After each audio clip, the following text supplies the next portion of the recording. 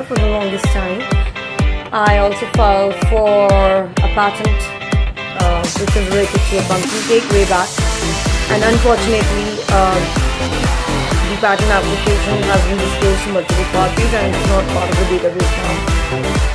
Having said that, we are in this year of 2026.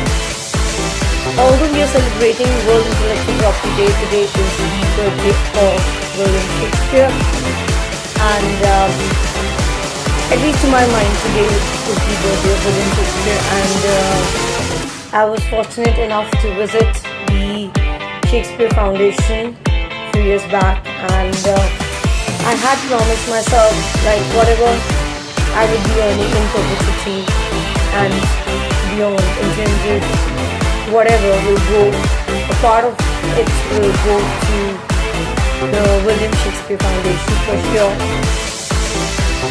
Having said that, I was just looking into the data aspects of 2022 of what was happening at the Delhi High Court, and fortunately, unfortunately, the reality has to be told.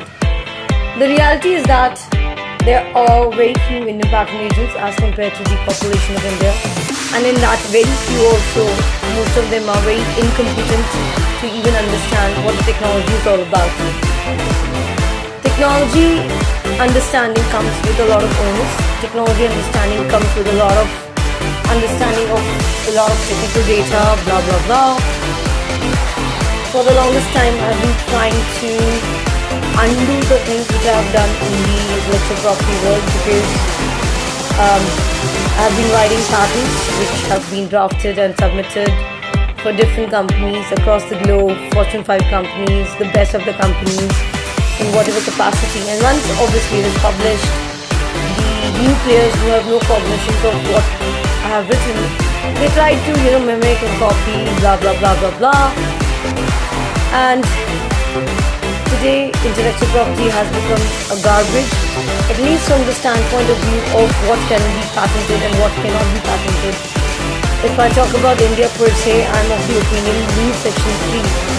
I'm of the opinion the whole format of intellectual property rights have to be abolished, even for that matter geographical indications, because India doesn't respect intellectual property rights. Say for example, we have something from Sweden as far as the chocolates are concerned.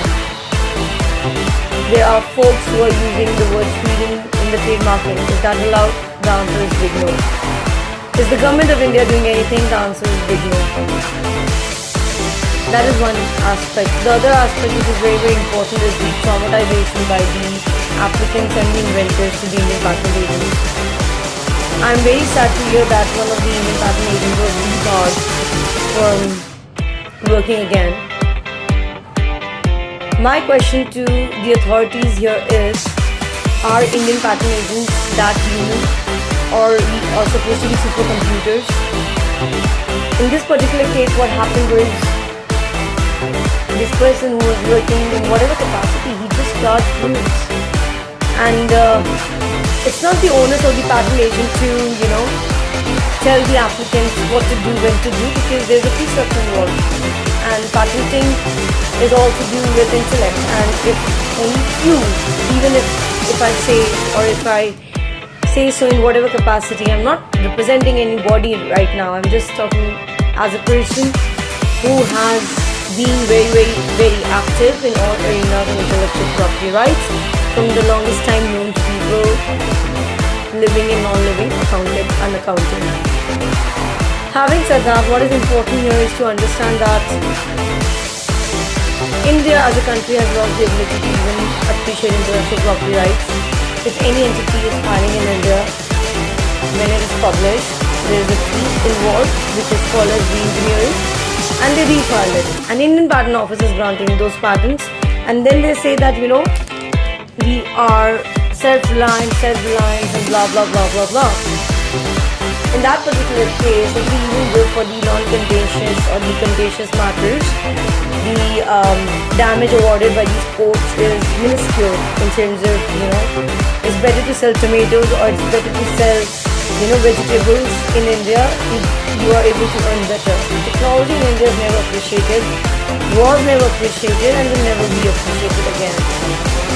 Now let's talk about the pharma sector. I mean, what on earth is happening?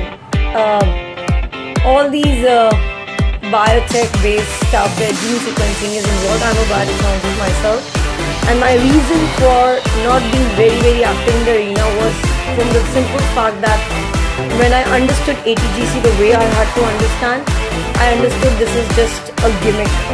The whole technology of biotech gene sequencing is a gimmick, because with the evolution itself, even the fingerprints change. So what I mean to say is, at any point of time, Homo sapiens sapien, the stuff which is going inside the body, there's some kind of apoptosis happening at any given point of time.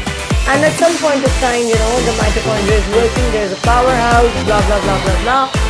So having said that, anything related to biotech should be considered into the aspect of intellectual property rights. It has to come into something else. And what is that something else has to be determined by the authorities. If I'm not in the working group of those authorities, if I'm not being paid well in terms of the intellect I put into the pharma cases, no pharma patent should be granted in India. On what basis? They are giving fake details of the doctors, they are giving fake input data. The whole ideation of the communication network under the aegis of intellectual property rights and IP, which is International Telecommunication Union, was to connect people. It was not to misuse the data or give wrong input data. It's a very, very simple concept. If the first line of data set is wrong, you put any kind of equation, you get the best of the people in the world. You would never be able to resolve the issue at hand in real time.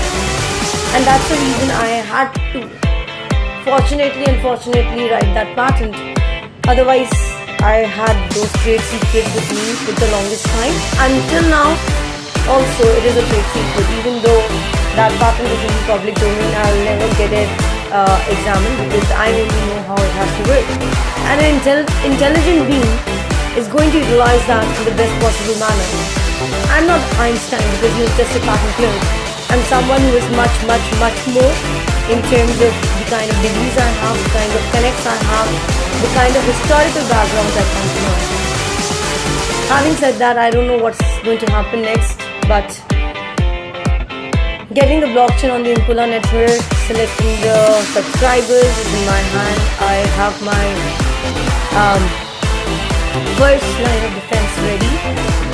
Still I feel a lot has to be done, but what will help India to even combat the current menace is just to unite themselves in terms of the kind of culture aspect we have.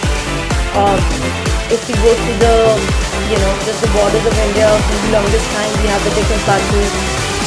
There's some kind of growth of fruits and vegetables there, which is the geographical indication. So some kind of GI, and GI has not to be given to an entity or a family. It belongs to the state.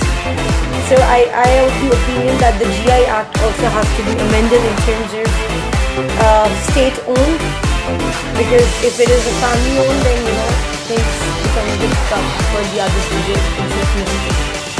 Thank you for listening out to this podcast, or whatever you wish to call it. But we, as a country in India, are in a primordial soup of intellectual property rights. There is no respect of intellectual property rights, or rather I would say there is disagreement of understanding of all the laws related to intellectual property rights. What we can say in India is just the fact is we accept in the pre-bargaining stage that we like to copy and we are ready to pay royalty, but still we will be able to maneuver it in a manner whereby we just align our resources and take it to the next level. Happy World Intellectual Property Day 2026. Signing off for now. Have a great day ahead.